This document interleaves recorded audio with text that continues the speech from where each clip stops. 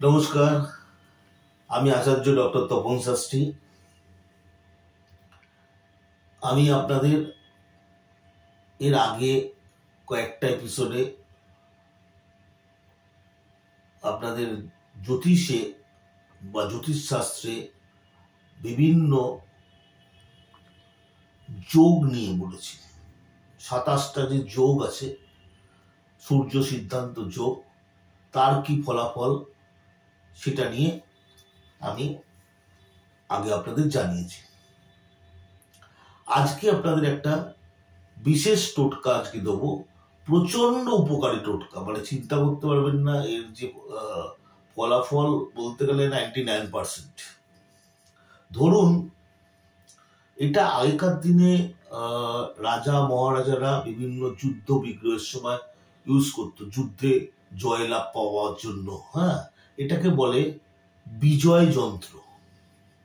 কিভাবে বিজয় লাভ করা যায়? এই বিজয় কিন্তু সর্বক্ষেত্রে, সে আপনার পরীক্ষায় পাশ করা, এটাও বিজয়। যে কোনো কম্পিটিশন এক্সাম দিয়ে জয়লাভ করা, সেটাও বিজয়। বিভিন্ন পরীক্ষায় ইন্টারভিউ দিয়ে চাকরি পাওয়া, সেটাও বিজয় লাভ করা। বিভিন্ন কর্মক্ষেত্রে বলুন, এডুকেশন ক্ষেত্রে বলুন, খেলাধুলার ক্ষেত্রে বলুন, সবকিছুর ক্ষেত্রে বিজয় লাভের জন্য একটা যন্ত্র আজকে আপনাদের জানাবো। কিন্তু শুধু যে যন্ত্রটা পড়লেই আপনি বিজয় লাভ করলেন তা না, তার সাথে যথেষ্ট অনুশীলনও দরকার হয়। আপনি অনুশীলন করছেন, তারপরও ভাগ্যের সহায়তা পাওয়ার জন্য এই বিজয় যন্ত্র।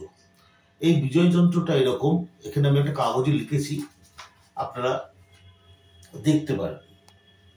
ঠিক আছে, পুরোপুরি বাংলায় লেখা। এটা প্রথমে লেখা আছে ভূ, এখানে লেখা আছে ভূ, ক ব ভ, ভ হস্যু, তার পাশে লেখা আছে 4, তার নিচে লেখা আছে হ, তার পাশে বিসর্গ 5, তারপর দন্তেশ্ব বিসর্গ 6, তারপর আছে হ্লিং, হয় লয় দীর্ঘি উনস্বর 1, আবার লেখা আছে হ্লিং, হয় লয় দীর্ঘি উনস্বর 2, তারপর লেখা আছে ভ্রিং, ভয় রফলা দীর্ঘি উনস্বর ভ্রিং। ভ্রিং এর নিচে আমি সংখ্যাটা লিখতে ভুলে গেছি, এটা হবে 3। আমি লিখে দিচ্ছি, দাঁড়ান, এটা হবে 3। ভ্রিং এর নিচে হবে 3, তারপরে হবে ওং।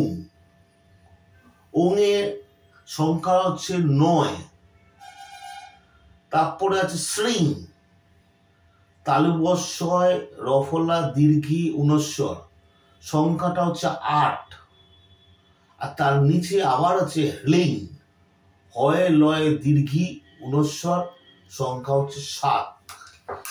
এটা একটা ছোট কাগজে আপনি লাল কালি দিয়ে লিখতে পারেন, অথবা একটা ছোট্ট কাপড়ের টুকরো, তার মধ্য দিয়েও তার উপরও লাল কালি দিয়ে লিখতে পারেন। লিখে এটাকে ছোট্ট করে ভাঁজ করে কোনো মাদুলির মধ্যে বা যেভাবে হোক একটা কাপড়ের টুকরোর মধ্যে এটাকে নিয়ে ডান হাতে বেঁধে রাখবেন।